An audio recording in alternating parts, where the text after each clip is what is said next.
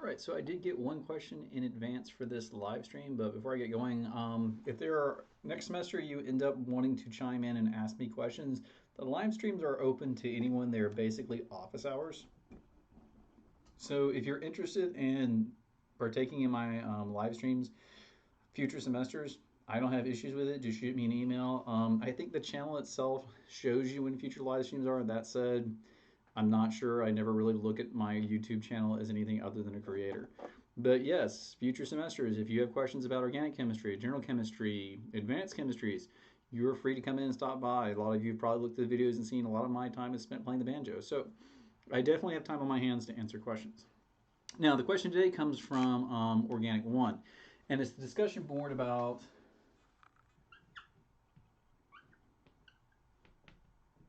this reaction.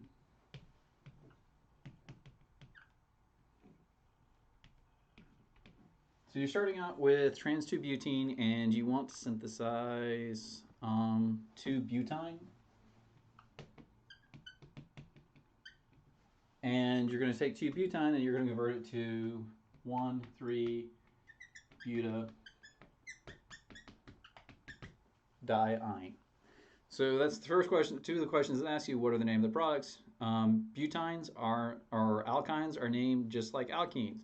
There's a word that appears before it to tell you, number before the prefix to tell you where it is, and the alkyne takes priority over the alkenes. Now, the synthesis of this is actually pretty straightforward. It's the same thing done twice.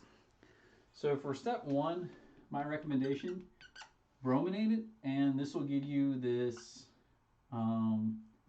dibromo intermediate. You don't really need to be able to name this, but it is like 2s3r 2,3-dibromobutane. Second thing we're going to do after we've halogenated it is we're going to add NaNH2. And this NaNH2 is going to pull off both of our bromines. So we got a hydrogen here, hydrogen here. The first elimination reaction will probably give us a trans 2-bromo-2-butene, and then the subsequent NaNH2 will give us to the 2-butyne. Now, there are probably other ways of doing this. Actually, when we go to organic 2, you'll do this reaction. The big difference is instead of being butane, it's trans-stilbene is what you start with, so there's 2 benzene rings on the end. And we do this with potassium hydroxide. So there's lots of ways of doing this, but in terms of the context of what you learned, this is the easiest way to do it. Next step, come on. What did I do with my rag? There you are. So Br2 and NaNH2. Second step is pretty much the same reaction. So we're going to add bromine, and what will happen with the bromine is that we'll get double halogenation of our alkyne to give us this 2,2,3,3-tetrabromobutane.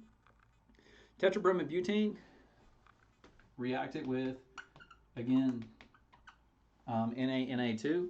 What will happen in this case? We have to abstract from carbons that have hydrogens. So we'll get 1 elimination, 2 eliminations. We can't eliminate between the 2 because we don't have hydrogen. 3rd elimination, 4th elimination, and this will give us the 1,3-butadiene. So really, it's the same reaction, just done twice. Part of this just serves as a refresher on reactions of alkenes with halogens, how to make alkenes and alkynes. So hopefully not too bad of a discussion board. And again, there are probably other methods. I've seen other people give other methodologies. If your methodology is correct, I'm still going to give you points for it. All right, any other questions out there?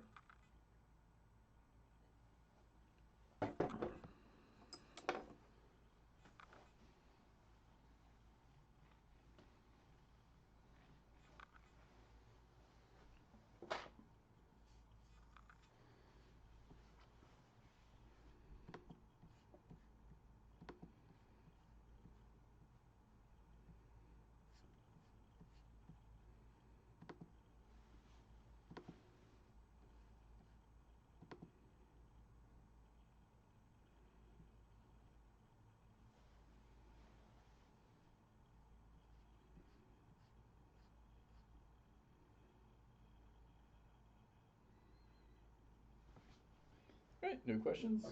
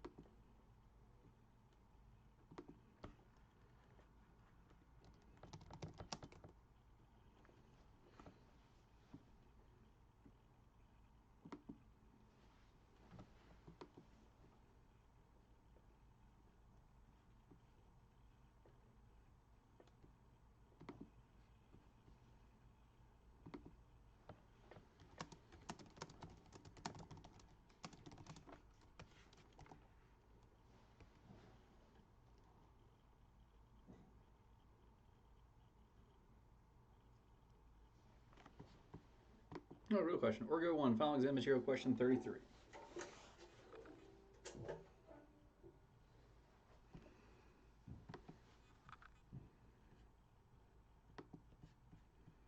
Let me bring it up.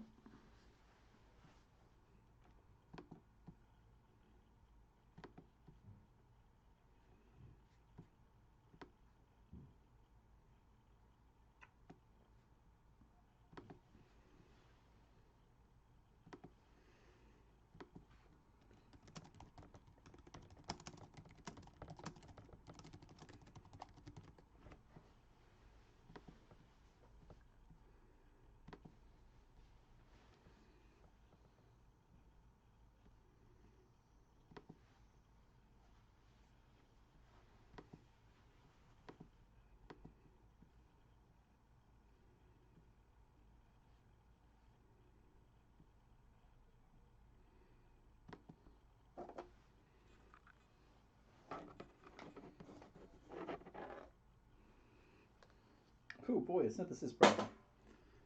All right. So we want to make, man, why? Hexane for some reason. And we're going to start with acetylene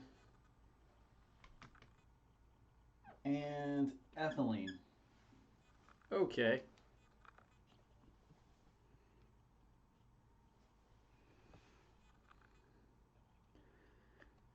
Now, this is admittedly a hard problem because I'm looking, so if we look at the first part, because it's asking you to work backwards from the final product.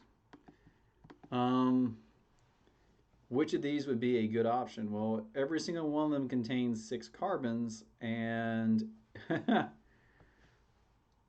we can hydrogenate every single one of them. So, what would be a good approach for this one? Okay. So we're going to have to basically do this synthesis without, basically this is one of those at a forward synthesis is going to be better than reverse synthesis. So if I had to gander what we would be doing, most likely what we're going to be doing is a substitution reaction with the ethylene. So if we have the ethylene between the two, we can do a substitution if we have a halogen. So I think ultimately what we're going to end up with is that if we use sodium metal here to generate ions, these can displace the bromines, and this will be our intermediate before we get to, blame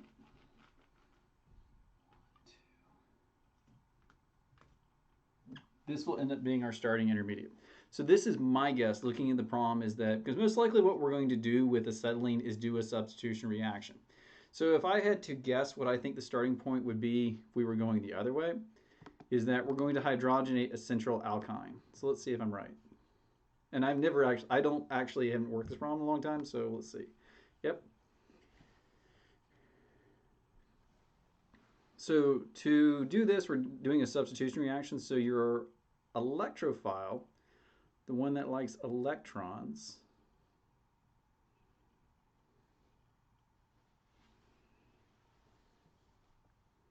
so we're looking at the precursor to that, is going to be A. So this hydrogen here we're going to abstract out, and this is going to attack our bromoethane. And there's the bromoethane right there.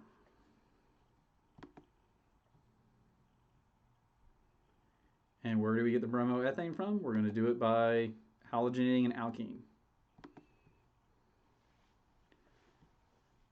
And we're going to make the 1-butene the exact same way. So our electrophile here is going to be the acetylene. And our electrophile is going to be the bromoethane. So there we go. So again, the way I worked at this, I don't like how this problem starts just because you can hydrogenate any of those, get to them. But with acetylene, we're mostly looking at substitution reactions. So if I want to make a 6-member chain, I'm starting with 2-member carbon chains. Easiest way to do this is let the acetylene act as a nucleophile, displace off a halogen off of a halogenated alkene. And this is pretty easy to halogenate. We just add HBr to it, and that'll give us that bromoethane. So let's go back to the desktop.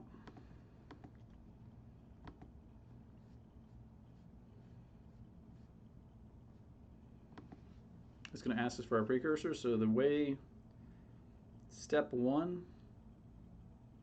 we're going to react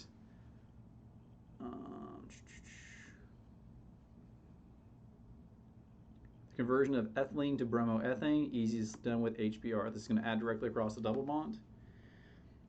Ethyne to bromoethane from 1-butene.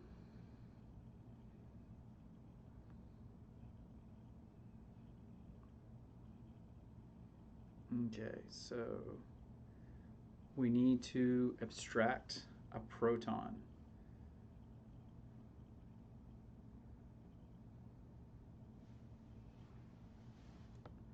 We need a strong base, so H2SO4 is gone, NH3 is gone. I'm tempted to use this ethoxide, but I'm pretty sure it's going to react. We definitely don't want to do sodium hydroxide and water.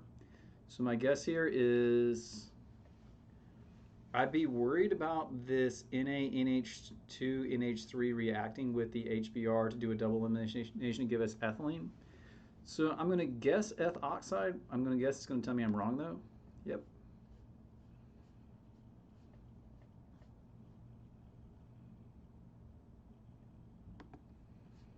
So we need a strong base. Second guess here is going to be the Na2NH3. That's what it's taking. Honestly, it's not a good choice here. I would prefer to work with something like sodium that I know would extract the hydrogen pretty well. Converting the 1-butene and bromoethane into the 3-hexyne. This is going to be the exact same thing. You're going to use the same base to deprotonate that hydrogen. And the 1-hexyne to hexane, hydrogenation catalyst.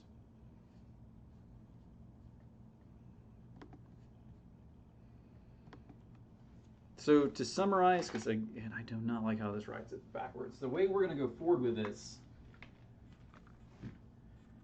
is we've got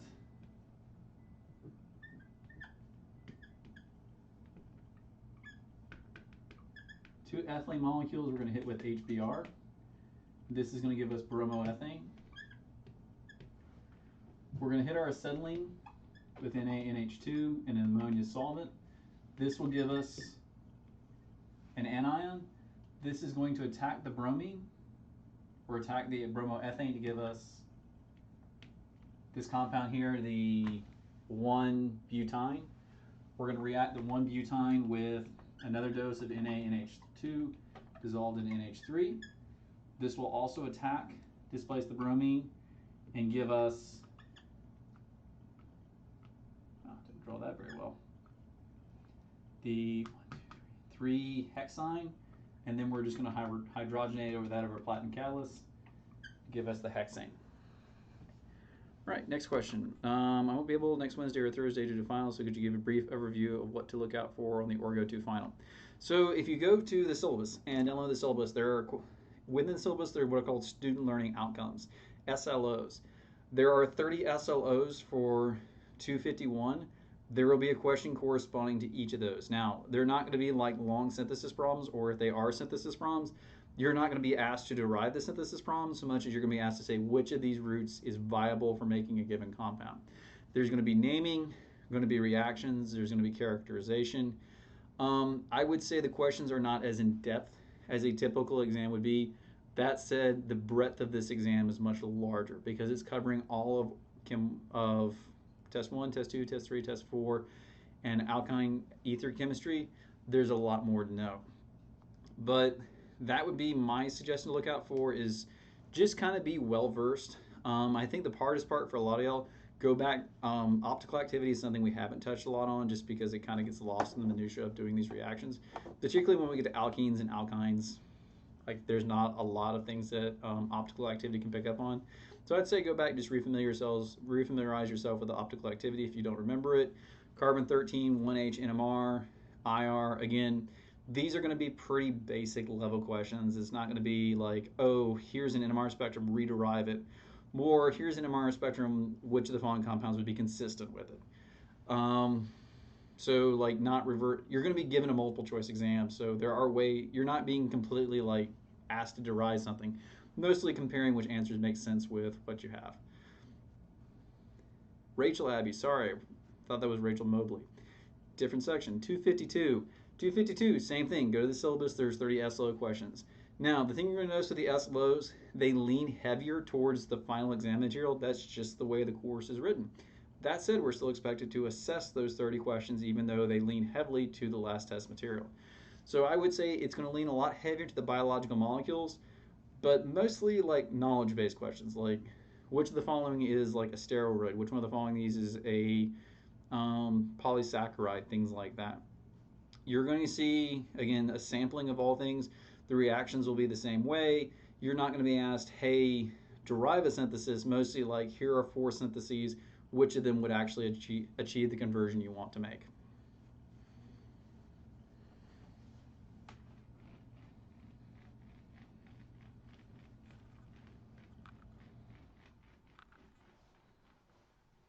Now, if any of you are so inclined, so there's next Thursday, there is going to be a live stream at 1 o'clock.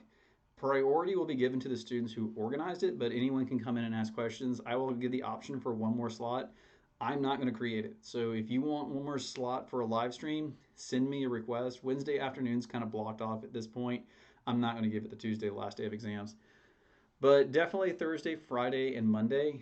If a group of students get together and say like, hey, we'd like one more live stream at this time, you're free to request it. I'll give you an hour of time. This is what I would do during the normal semester anyway. I prefer midday. That's a little bit easier for me, but if 3 or 4 o'clock in the afternoon works, we can do that as well. I can readjust the schedule. Yeah, you're welcome.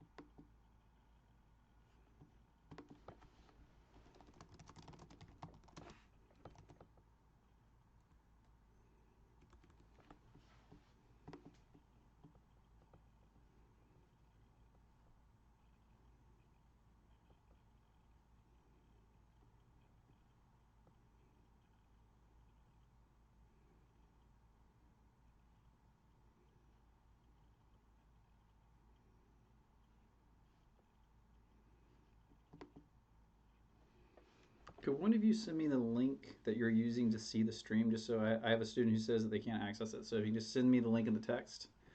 With alkyne substitution, I'm finding it difficult to know when it will be an SN reaction versus an E reaction. So generally speaking, with a terminal alkyne, this is a good nucleophile. So we generate these alkynes, particularly terminal alkynes. We're much more likely to get these to do substitution reactions. Now, if the alkyne isn't in the picture, meaning that we have something like an alkene,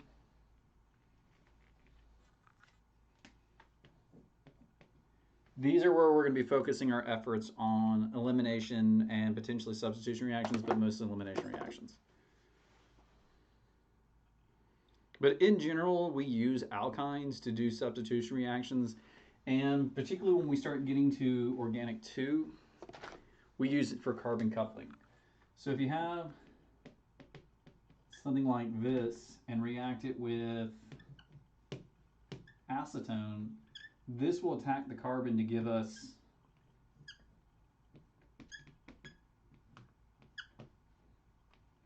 this compound. And you follow the acid workup. So again, with alkynes, yeah, but I need like an actual copy of the link. So whatever page you're seeing in, just send me a copy of like the URL at the top. Right now I'm in the creator's studio, so like everything I have says studio.youtube.com. You can try to use it, but I'm pretty sure it's going to throw you out because you're not me.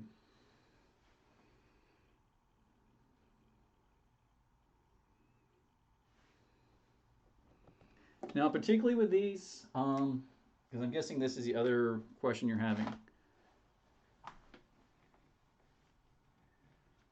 This plus an alkyl halide.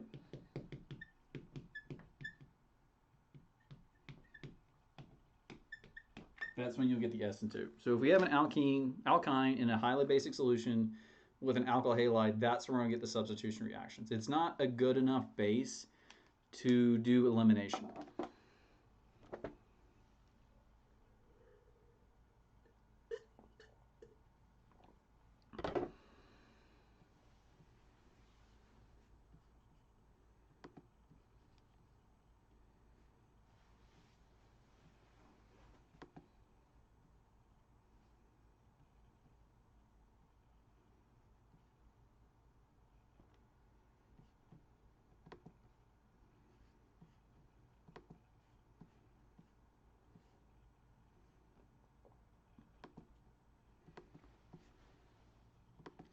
I guess I can go fishing off the announcement too.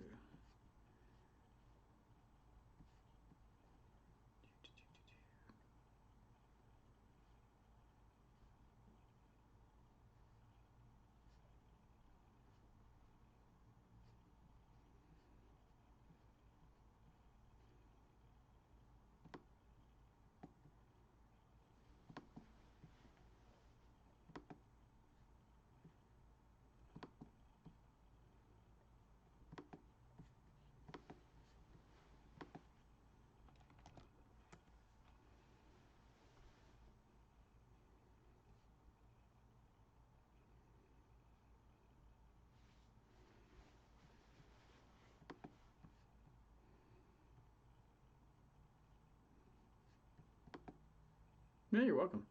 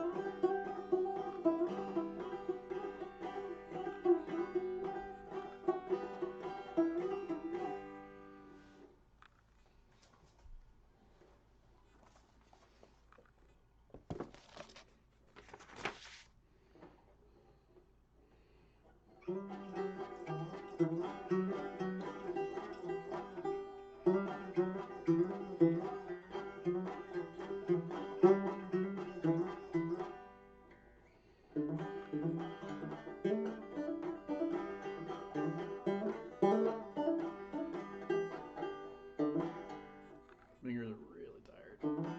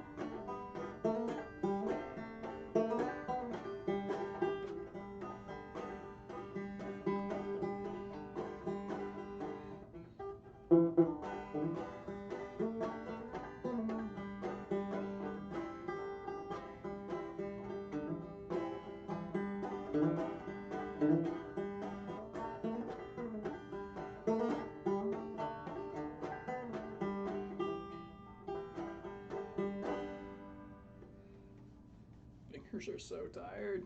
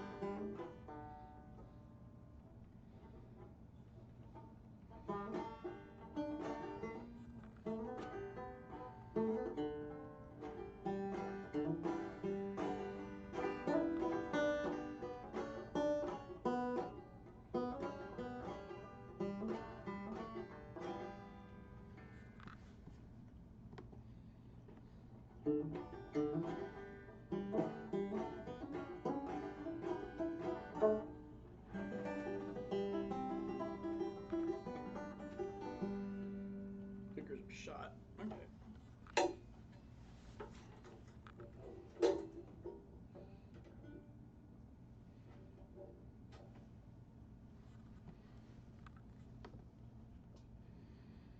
All right, so technically one official live stream left, which is next Tuesday. Again, always feel free to send your questions in advance. And then Thursday at 1 o'clock, we get the special live stream. This is put on by students from Organic 1 section. Again, anyone is free. You've seen the link get sent out. That said, the priority is given to the students that organized it. But anyone's free to show up and ask questions whenever there's a lull. So again, if you have questions, feel free to email them in advance, and I will try to answer them next week.